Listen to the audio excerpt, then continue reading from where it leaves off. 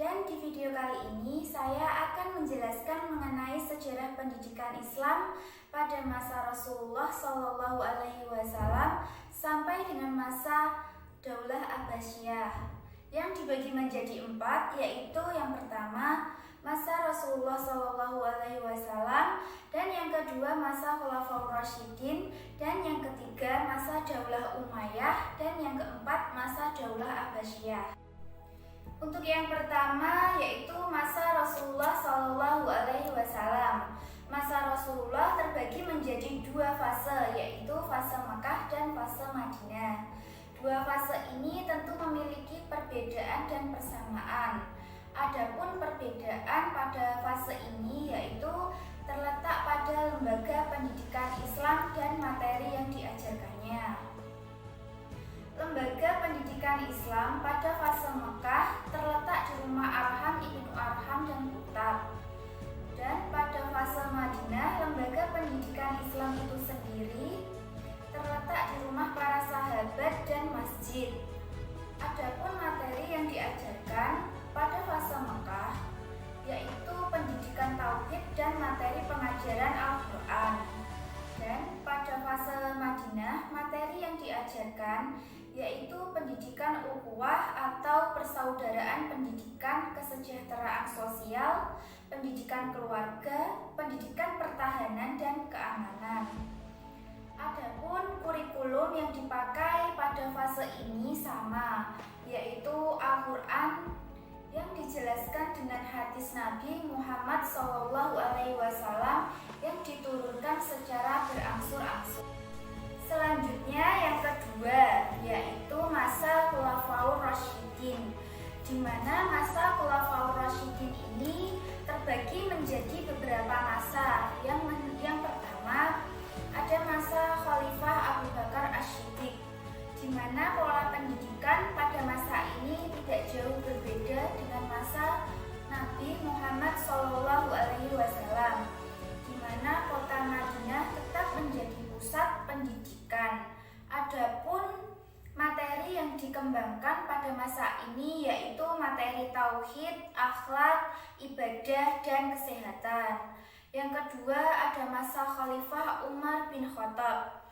Pada masa Khalifah Umar bin Khattab ini sangat berkembang pesat, karena pada masa itu panglima perang diminta untuk membangun masjid yang digunakan untuk tempat ibadah maupun pendidikan untuk memenuhi tenaga pengajar.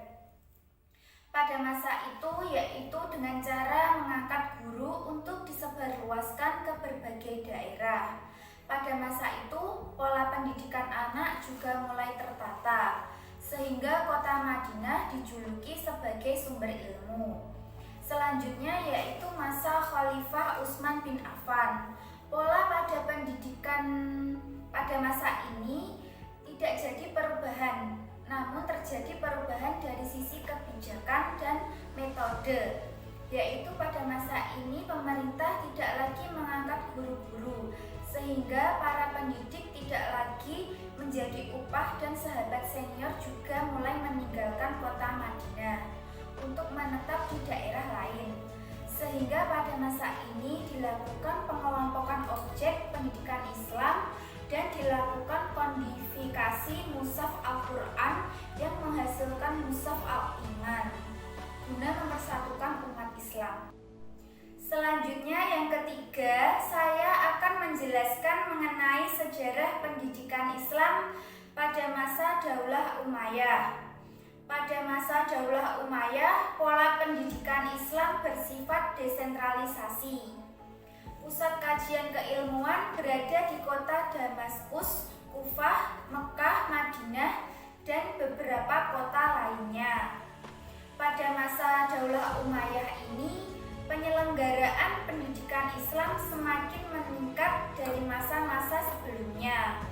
Kalau yang sebelumnya pada masa Nabi dan Khulafaur Rasyidin, pendidikan Islam terselenggara di kutab, rumah-rumah, dan masjid-masjid, maka pada masa Daulah Umayyah, para penguasa dinasti ini sering menyelenggarakan majelis-majelis keilmuan, sastra syair, pidato, atau khitobah seni porsa itu mulai menunjukkan perkembangannya.